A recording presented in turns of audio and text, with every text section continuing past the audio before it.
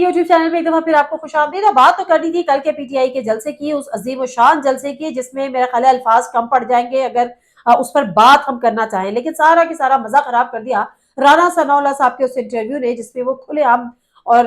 धमकी दे रहे हैं इमरान खान को। अब राना सनाउल्लाह साहब के का जो बयान था, मेरा ये ख्याल है कि रात में उनको नींद नहीं आई होगी ये तमाम ये पूरा ये जलसा देखकर, और उसके बाद राना सनाउल्लाह साहब का बयान जो कि मुल्क के वजीर दाखिला भी हैं और एक हारे हुए शख्स का बयान था, और एक हारे हुए शख्स का जिसके पास अब पॉलिटिकल ऑप्शंस खत्म हो गए हैं अपनी पॉलिटिकल ओपोनेंट जमात को हराने के लिए या उसको नीचा दिखाने के लिए या उसको शिकस्त देने के लिए। और यही वो डर था जो आज राना सनाउल्लाह साहब के जो डर धमकी की सूरत में निकला है, यही वो डर था जिसकी वजह पे आप इलेक्शन नहीं करवा पा रहे थे, मान लीजिए राना सनाउल्लाह साहब। लेकिन राना सनाउल्लाह साहब जो वजीर दाखिला है वो और एक पार्टी के लीडर है, वो कोई आम सी शख्सियत नहीं है कि जो उनकी बात को सीरियस ना लिया जाए, उनकी बात को सीरियस लेने की जरूरत है। और मैं तो मेरा ये ख्याल है कि पीटीआई वाले भी इसको उतना ही सीरियस लेंगे, और अगर हालात शायद अच्छे होते तो और चीजें उनके कंट्रोल में होती या कहीं ना कहीं उनको आशीर्वाद किसी की हासिल होती तो यकीनन राना सनाउल्लाह साहब पे एक मुकदमा दर्ज हो चुका होता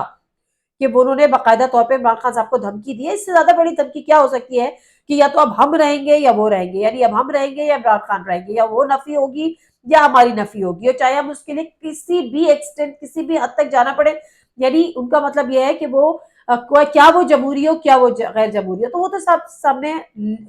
खुली किताब की तरह आ रहा है। अब क्योंकि राना सनाउल्लाह साहब ने सारा मजा खराब कर दिया, लेकिन फिर भी थोड़ी बहुत बात कर लेते हैं कल के मीनारे पाकिस्तान के जलसे की। मुझे नहीं पता किसने कौन सी फुटेज लगाई थी, किसने कौन से विजुअल लगाए थे, किसने कौन सी वीडियो लगाई थी, जलसे में कितने लोग आए थे, लेकिन जो जोश जो जुनून और जो वलवला पीटीआई के जलसे में होता है वो किसी एक जलसे में निकाल के दिखा दे, किसी एक जलसे में दिखा दे कि लोग किस किस तरह से पहुंच रहे होते हैं। मैं हैरान होती हूँ कि जब मैं वो छोटे छोटे वीडियो क्लिप्स देख रही होती हूँ कि एक खातून जो सुबह से अपने घर से चल पड़ी पैदल, एक ऐसी फैमिली जो वहां पर एक एलीट क्लास को बिलोंग करती है, वो चिंची में बैठी हुई वहां पर चली आ रही है। मतलब आप शायद किसी भी तरीके से बाय हुक और बाय क्रोक इस जमात को शिकस्त देने की सोच सकते हो, लेकिन इस जज्बे और इस जुनून को शिकस्त आप किस तरह से देंगे। तो ये बात तो तय हो चुकी है कि जो इमरान खान की जो मकबूलियत है और जो इमरान खान की जो पीटीआई की सब मकबूलियत है वो नाकाबिले शिकस्त है। अब उसको शिकस्त से दो चार कैसे किया जाए, तो कल से अब तक जो है वो लोग यही सर जोड़कर बैठे हुए। अच्छा, अब मामला क्या है? एक तो देखिए मामला ये है कि मैं तो ये समझती हूँ कि इस पीटीआई का शायद किसी को अच्छा लगे या बुरा लगे, पीटीआई का मुकाबला अब इन सियासी जमातों से है ही नहीं। ना तो पीटीआई का मुकाबला पीएमएलएन से है, ना तो पीटीआई का मुकाबला पीपल्स पार्टी से है, और ना ही किसी जमात से। पीपल्स पार्टी और पीएमएलएन या जेयूआई इस वक्त मुकम्मल तौर पे इररेलीवेंट हो चुके हैं, मुकम्मल तौर पे इररेलीवेंट हो चुके हैं। अगर आप पीएमएलएन के ऊपर से एस्टैब्लिशमेंट का आशीर्वाद हटा दें तो आप समझते हैं कि ये जमात जो है वो हिल भी सकती है अपनी जगह से, ये खान के खिलाफ कोई एक बात, एक्शन तो दूर की बात, ये कुछ बात भी कर सकती है। इस वक्त अगर पीएमएलएन अकड़ रही है और पीएमएलएन अपने आप को एक बड़ी पार्टी के तौर पे या एक बादशाह के तौर पे देख रही है कि जी जो हम चाहते हैं वो जो हो जाता है, उसकी वजह सिर्फ ये है कि उसको इस वक्त आज इस्टेब्लिशमेंट की बेसाखियां मुयसर है। डरे उस वक्त से जिस वक्त आपको ये बेसाखियां मुयसर नहीं होगी। फिर आ जाते हैं पीपल्स पार्टी। खैर पीपल्स पार्टी की क्या बात करें, उनका सिंध था, उनका सिंध रहेगा, उससे ज्यादा तो बेचारे वो खुद भी नहीं सोचते। लेकिन मामला ये है कि अब जो है कल का जो जलसा था, जो कि इमरान खान साहब ने कहा था कि उसको रेफरेंडम वो होगा, और हकीकतन वो रेफरेंडम था। और उसी जलसे की बौखलाहट की वजह से एक दफा मरियम औरंगजेब आती हैं, वो अपनी भड़ास निकालती हैं, फिर राना सनाउल्लाह साहब धमकियां देते हैं, फिर मरियम नवाज साहिबा लॉयर्स विंग से गुफ्तगू करती हैं, और फिर मैं वही बात करूंगी कि मरियम नवाज साहिबा इससे ज्यादा कोई बात ही नहीं करती कि इमरान खान इमरान खान इमरान खान। फिर अगर इमरान खान कहता है कि मरियम इतना मेरा नाम ना लो, इस जज्बे और जुनून से सफदर को कहीं बुराई ना लग जाए, तो फिर आपको बुरा लग जाता है। या उसके बाद वो एक बाप की एक इंतहाई ताबेदार और मोहब्बत करने वाली बेटी है जो इस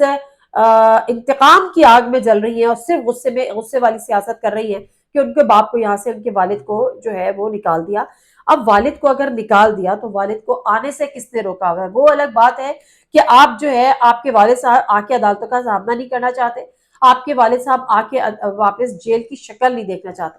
اور پھر میں بڑی حیران ہوتی ہوں کہ جب پکچرز لگاتی ہیں مریم نواز صاحبہ تو وہ کہتی ہیں کہ جی بہادر نواز شریف اور بزدل عمران خان۔ عمران خان جب سے وزیر اعظم سے ختم ہوا اس کا ٹینیور، وہ وزیر اعظم نہیں رہے، وہ ایک دن کے لیے، آدھے دن کے لیے، ایک منٹ کے لیے بھی ملک کو چھوڑ کر نہیں گئے۔ ان کے والد ملک میں موجود نہیں ہیں۔ عمران خان جا کے روز عدالتوں کا سامنا کر رہا ہے، جس طرح سے بھی کر رہا ہے۔ ان کے والد عدالتوں کا منہ نہیں دیکھ رہے اور اپنے ہی ملک میں، اپنے بھائی کی حکومت میں، اپنی پارٹی کی حکومت میں واپس آنا نہیں چاہتے۔ تو اگر یہ کمپیرزن آپ کریں، بلکہ معذرت کے ساتھ، میں دل تو نہیں چاہ رہا، وہ کہتے ہیں نا کہ میں چاہتا نہیں ہوں، وہ بڑے لوگ کہتے ہیں کہ جی میں کہنا نہیں چاہتا، لیکن معاملہ یہ ہے تو میں کہنا نہیں چاہتی، لیکن میں سوشل میڈیا پہ ایک کلپ دیکھ رہی ہوں جو مجھے بڑی ہنسی بھی آئی، کیونکہ جب عوام ہے نا تو عوام جو ہے وہ بڑی باشعور ہو چکی ہے، اس کو سب پتا ہے۔ اب ایک خاتون صاحبہ کہہ رہی تھی کہ اگر ان کو لیول پلینگ فیلڈ چاہیے نا تو عمران خان کو بھی 3 دفعہ وزیر اعظم بنائیں اور نواز شریف صاحب کو جو ہے وہ 4 گولیاں ماریں، اس کے بعد ملے گی لیول پلینگ فیلڈ۔ تو معذرت کے ساتھ یہ کوٹ اینڈ کوٹ بات میں نے کی ہے، یہ میری بات نہیں ہے، نہ یہ میرے جذبات ہیں، نہ میرا ایسا کوئی مطالبہ ہے، نہ میرے ایسے کوئی خیالات ہیں، لیکن وہ خاتون جو ایک جلسے میں آئی ہوئی تھی وہ یہ بات کر رہی تھی۔ تو مجھے سمجھ میں نہیں آتا کہ آپ لیول پلینگ فیلڈ کس کو کہتے ہیں؟ آپ کو عدالتوں سے سزا ہوئی ہے، آپ دوبارہ سے عدالتوں میں جائیں، اور جس طرح سے عدالتوں نے آپ کو ریلیف دیا، جس طرح سے عدالت نے حمزہ شہباز کو ریلیف دیا، جس طرح سے عدالت نے شہباز شریف کو ریلیف دیا، جس طرح سے عدالتوں نے نواز شریف صاحب کو ملک سے باہر بھیجا، ایک کنوکٹڈ کو، ایک جو کہ اب ایک ایبسکانڈر بھی ہیں، اور ان سے کوئی پوچھنے والا نہیں ہے کہ آپ 50 روپے کے اسٹیمپ پیپر پہ 4 ہفتے کے لیے گئے تھے، آپ واپس نہیں آ رہے، اور جس نے اس کی گارنٹی لی تھی وہ آج ملک کا وزیر اعظم ہے، اس سے کوئی پوچھنے والا نہیں ہے کہ کیا ہوا جس کی آپ نے گارنٹی لی تھی وہ 4 سے 8 ہفتے میں واپس آ جائے گا، وہ ابھی تک واپس نہیں آیا۔ اور جب اس حد تک آپ کو ریلیف ملا ہو انہی عدالتوں سے اور پھر آپ ان عدالتوں پہ چڑھائی کریں تو اس کا مطلب یہ ہے کہ آپ کو صرف اور صرف عمران خان کا بخار ہے، عمران خان فوبیا ہوا ہوا ہے، اور اس سے زیادہ کچھ بھی نہیں ہے، یہ آپ کو obsessed ہیں آپ عمران خان سے۔ کل ایک اور کسی نے بڑی دلچسپ بات کی، انہوں نے کہا کہ جی عمران خان صاحب نے 90 منٹ کی تقریر کی، انہوں نے ایک دفعہ بھی مریم نواز کا نام نہیں لیا۔ اب انہوں نے کہا کہ یہی چیز مریم نواز کرے اور مریم نواز 90 منٹ کی تقریر کرے اور ایک دفعہ بھی وہ عمران خان کا نام نہ لے، کیونکہ مریم نواز کے پاس کچھ بھی نہیں ہے، مریم اورنگزیب کے پاس کچھ بھی نہیں ہے۔ آپ تصور کریں کہ ایک ایسے ملک میں جہاں پہ معیشت آپ کی زبوحالی کا شکار ہو، تباہ ہو، نہ گورننس ہو، مفت میں آٹا بٹ رہا ہو تو 6 سے 7 لوگ جاں بحق ہو چکے ہو، جان سے ہاتھ دھو بیٹھے ہو، پولیس ان کے اوپر لاٹھی چارج کر رہی ہے، مطلب عجیب تماشا اس ملک میں لگا ہوا ہو، اس ملک کی انفارمیشن منسٹر، مجھے یہ لگتا ہے کہ مریم نواز صاحبہ کو یا جو بھی نواز شریف صاحب، شہباز شریف صاحب ہیں، کم از کم جو عمران مخالف بات کرنی ہوتی ہے یا عمران خان کو کاؤنٹر کرنا ہوتا ہے، وہ ذمہ داری آپ پارٹی کے کسی اور لیڈر کو دے دیں، کم از کم کسی منسٹر کو نہ دیں۔ ملک کی انفارمیشن منسٹر، جو ملک کی انفارمیشن منسٹر ہے، وہ جب بھی اسکرین پر آتی ہیں تو وہ صرف اس لیے آتی ہیں کہ عمران خان یہ، عمران خان یہ، عمران خان یہ، عمران خان یہ۔ ہمیں کبھی نہیں پتا چلتا کہ اس ملک کی جب وزیر اعظم صاحب ایک کیبنٹ میٹنگ کال کرتے ہیں تو اس میں کیا ہوتا ہے، ہمیں نہیں پتا چلتا کہ آگے ملک کو چلانے کے لیے آپ لوگ کیا اسٹریٹجی مرتب کر رہے ہیں، ہمیں نہیں پتا چلتا کہ اس اکانومی کو بہتر کرنے کے لیے آپ کے پاس کیا روڈ میپ ہے۔ تو اور یہ باتیں ہمیں کون بتائے گا؟ یہ باتیں ہمیں اس ملک کی انفارمیشن منسٹر بتائیں گی، لیکن افسوس سے کہنا یہ پڑتا ہے کہ ہمیں کسی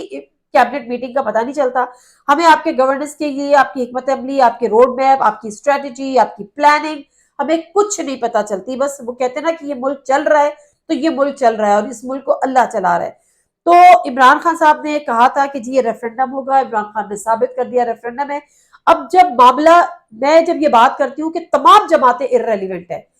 حقیقتاً اس وقت اگر پی ٹی آئی کا کسی سے مقابلہ ہے تو وہ ہے اسٹیبلشمنٹ، اور میں حیران ہوں کہ اسٹیبلشمنٹ جو ہے وہ ہمارے ملک کی بہرحال اب اس پہ ہم کیا کہہ سکتے ہیں، یہ بات اب کھلی کتاب ہے، اب سب کو پتا ہے، اس میں کوئی ڈھکی چھپی بات نہیں ہے اور کسی کو برا لگنے والی بات بھی نہیں ہے، کسی کو انکشاف بھی نہیں ہے، سب کو پتا ہے کہ عمران خان کے اس وقت اسٹیبلشمنٹ سے تعلقات بہتر نہیں ہے، بہتر کیا ہے ہی نہیں۔ تو اور کیوں نہیں ہے اس کی بہت ساری وجوہات بھی ہو سکتی ہیں، اور کچھ وجوہات کا ذکر تو جنرل باجوہ اپنے جو ہے وہ انٹرویوز میں بھی کر چکے ہیں، اور عمران خان بھی بڑے کیٹیگوریکلی کہہ چکے ہیں ان کی پارٹی کے لوگ کہہ چکے ہیں کہ اسٹیبلشمنٹ سے ہمارا کوئی رابطہ نہیں ہے، البتہ وہ رابطہ رکھنا چاہتے ہیں۔ میرے خیال ہے ہم اس پوائنٹ پر آ گئے ہیں، اور لاہور کا جلسہ دیکھنے کے بعد آنکھیں کھل جانی چاہیے کہ کوئی بھی ملک کی اسٹیبلشمنٹ سیاسی جماعتوں کو تو کھنڈے لائن لگا سکتی ہے، عوام کو نہیں لگا سکتی، کیونکہ عوام ہی آپ کی طاقت ہے، اور آج عوام انفارچونیٹلی آپ کے ساتھ نہیں، عمران خان کے ساتھ کھڑی ہے۔ ناظرین، مرزا کو اجازت دیجیے، اللہ حافظ۔